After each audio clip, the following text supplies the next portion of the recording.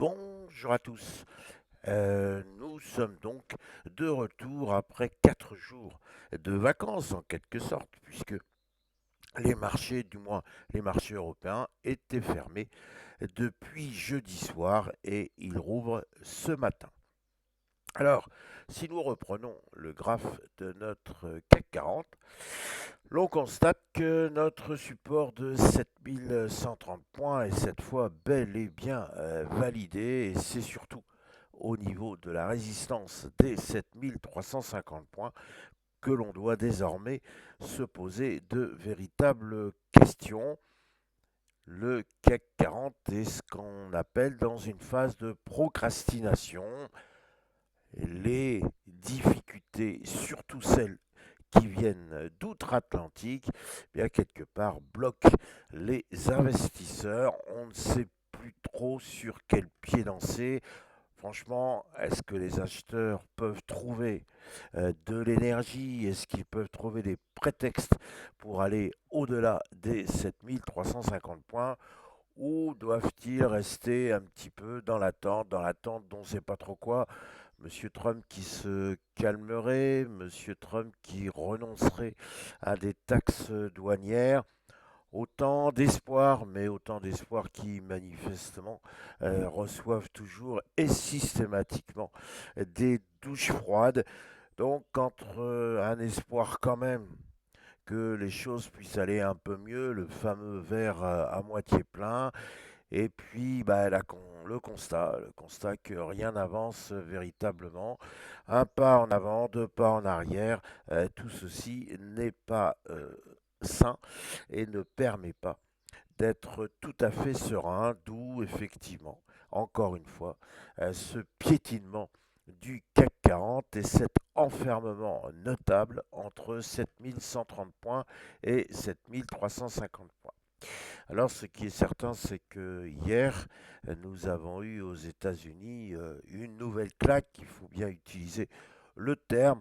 On va le voir sur le graphe du S&P 500. Et ceci devrait nous conduire aujourd'hui à avoir encore une séance bien hésitante sur le CAC 40 et d'une manière générale sur les marchés européens. Alors regardons maintenant ce qui se passe du côté du S&P 500.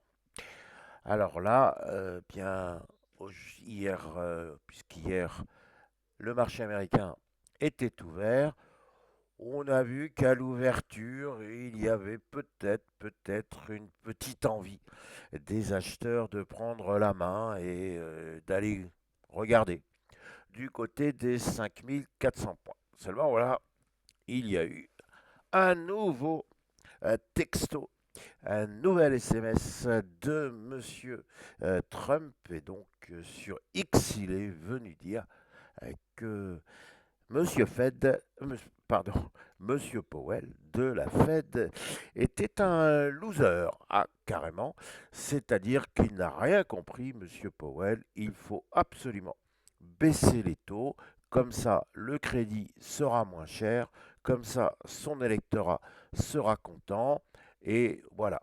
Donc, en ne baissant pas les taux, eh bien, finalement, Monsieur Powell n'agit pas dans le sens de la politique recherchée et voulue par M. Trump. Le marché n'aime pas, mais n'aime pas du tout ce bras de fer entre M. Powell, qui jusqu'à présent a su montrer son autorité, son habileté, et ma foi, il se débrouille pas si mal, c'est-à-dire qu'il est toujours face à une inflation. Grosso modo, elle est aux alentours de 3%, et on se rappelle que cette inflation, il faudrait bien, et ce serait mieux qu'elle rentre dans la boîte des 2%. Voilà, pour l'instant, on n'en est pas là, mais il n'y a pas non plus, toujours suivant la Fed, de véritables catastrophes. En revanche, la Fed ne se prive pas de venir dire, en clair, si je puis dire, que nous sommes dans le brouillard. En d'autres termes, ces histoires de taxes douanières, eh bien, peut à terme nous conduire à une résurgence de l'inflation. Et on comprend ainsi que la Fed n'est pas du tout pressée pour baisser ses taux. Alors voilà, Monsieur Trump aimerait bien que le loser, entre guillemets, veuille bien laisser la place à quelqu'un qui serait beaucoup plus à sa botte. Voilà, juridiquement, les choses ne sont pas simples. On ne peut pas mettre à la porte facilement quelqu'un comme Monsieur Powell. Alors, est-ce qu'il y a des biais juridiques? Est-ce qu'on ne pourrait pas nommer un successeur de Monsieur Trump, mais à l'avance? Alors, on aurait deux politiques, celle de Monsieur Powell, et puis d'un autre côté, celle de Trump via une espèce de lampiste. Alors, nous en sommes là. Et le marché n'apprécie, mais pas du tout, ce type de bras de fer, encore une fois. D'où un retour incontestable et incontesté vers le support des 5150 points. Tout le monde m'a vu venir. Est-ce que ce support va tenir ou pas?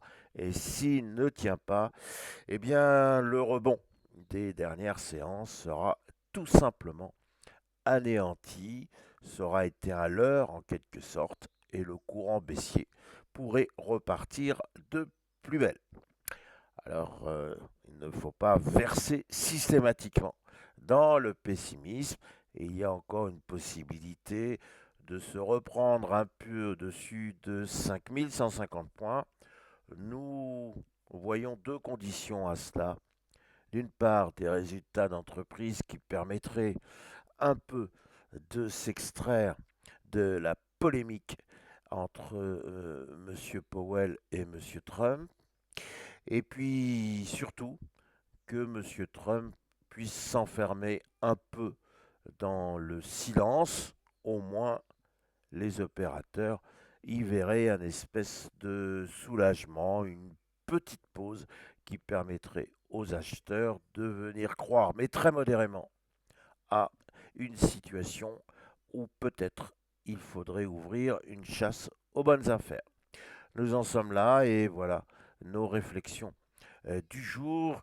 Il me reste à vous souhaiter une excellente séance, en quelque sorte, une excellente rentrée, en espérant encore une fois qu'il y ait un peu de ciel bleu dans un ciel bien nuageux. Voilà, merci.